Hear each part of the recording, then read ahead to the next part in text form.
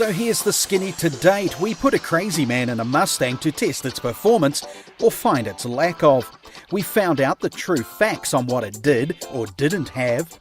We spoke with the suspension specialists to sort the handling and delivered the wagon to the makeover specialists. We then met with the brake specialists who think exactly the way we do. We want to go higher up the food chain. And we've spoken with some transmission specialists about how we will be controlling the upgraded power plant. And now we talk traction control with the diff specialists, because this is Project Giddy-Up.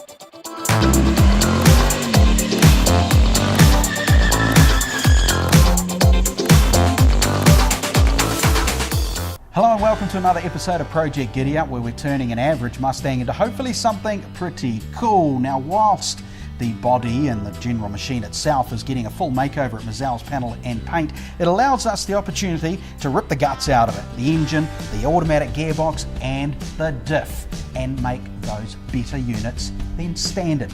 So we've brought the diff to the guys who know everything about them. That's Diff Specs. They're in Drury, just in the southern regions of Auckland City. And I'm with Dennis from Diff Specs, and I'm going to do my best, Dennis, to ask the questions that most people want to know about diffs, because they are very confusing things, and if you don't have a diff, then, well, your car's not going anywhere. And right. People take them for granted. You hear about diffs blowing all the time. We don't want that.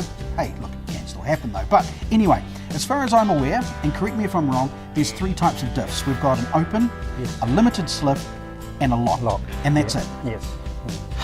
That's those three things sorted. Right. What does this Mustang come with? Comes with a true track. True track. Yeah. Okay, is that a limited, an open, or a locked? That's a limited slip though. Okay. Yeah. And it's just a Ford thing they put in it. That's right. Yeah. They can either have a true track or they can have a track lock. Okay.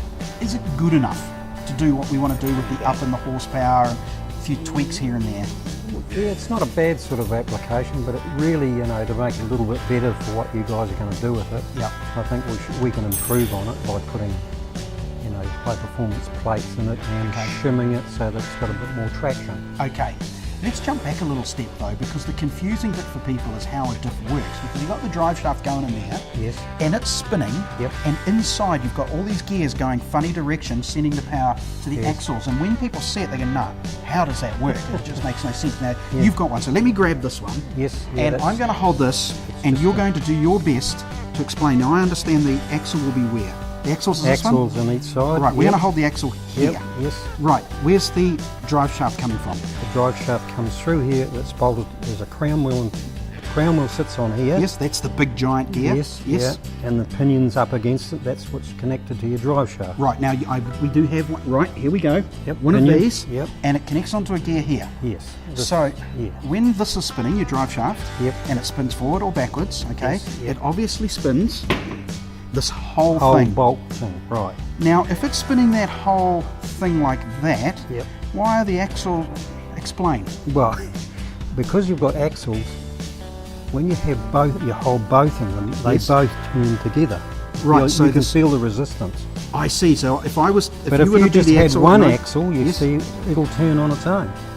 That's why it allows you to go around a corner without any resistance. Okay, so an open diff, yes, is where it makes the outside wheel of yep, whichever turn you're going. Yep. I'm loving this grease, by the way.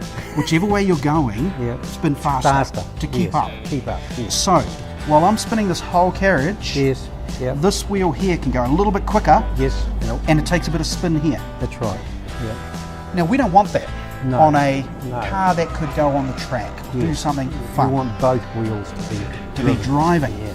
So that means we don't want to be open, we want to be limited. Now you were saying there's plates in here. Yes. Plates yep, doing what? Try and explain those. Right, you have these, well, we call them frictions. They almost look like a clutch plate. That's right. It's just similar. a baby clutch plate. Yes. Okay. Has a friction on either side. Yes. With a steel plate. Yes. And a steel plate on the other side. Okay. And so the more you can clamp those up, the tighter that diff will be. And we do that with they come with a Belleville spring. Yes. And you can either put more curve on the Belleville spring. Yes. Or you can add more shims, which will give you a tighter grip. Okay. And a grip harder. So depending on what we want to do with the car, or yes, anyone wants to do with the car, they can come to you and say, look, I want to do this, this and this to my yes, car. yep, You set Yeah, those pads and shims to the work that's been done. that's right, yes. Yeah, we have a certain... I'm liking this. Well, we have a tension that we set them to, which is drivable on the road. Yes. And then we have another tension we set them to if you want to do it on a track or drags or anything like that. Okay, now we're going to be doing both. Yes. Does that cause issues? Not really. We've got an intermediate setting that we can put them at, and that'll do both jobs. Okay, does it lean more towards an open or a locked? More towards a lock with your application. You want to go to the drags, you want to go to circuit racing, well, we would do it to that. Okay, so just to reiterate again, we've got either an open, a limited, or a locked diff. Yeah. This comes standard with a limited diff, Yeah, limited yes, slip. slip, Now, are most yeah. cars on the road limited or open? No, they're mostly open. Mostly open. Okay, so we've got a limited that you're going to make better, Yeah. lean towards a locked. Yes. Yeah. Would I actually, driving down the road, normally notice what you've done? Not in a straight line you won't, unless Okay. you take off in a hurry. Oh, You'll yeah, see well. both wheels will spin, Yes. whereas in a normal car, one wheel will spin, which makes you go sideways and all over the road, very uncontrollable. And we obviously don't want a fully locked diff No. all the time because No, it would just be disastrous. Yeah, yeah. Okay. Well, that sounds pretty simple. So the best thing for me to do now is just let you guys get on with doing the job and supplying us with something that actually can do the job. Because one day I'm hoping they'll give me the keys, and I'll actually find out if this diff is doing what it's meant to be doing, and then we'll try and keep the keys away from Angus Fogg, who will say, no, I want more lock. He would, wouldn't he? Definitely. See, you know that's- Angus? Yeah, there's Angus. All right, so that's diff specs. So this is what they're doing. They're going to put that power that we're doing with the engine onto the wheels. Get us down the road a whole lot quicker.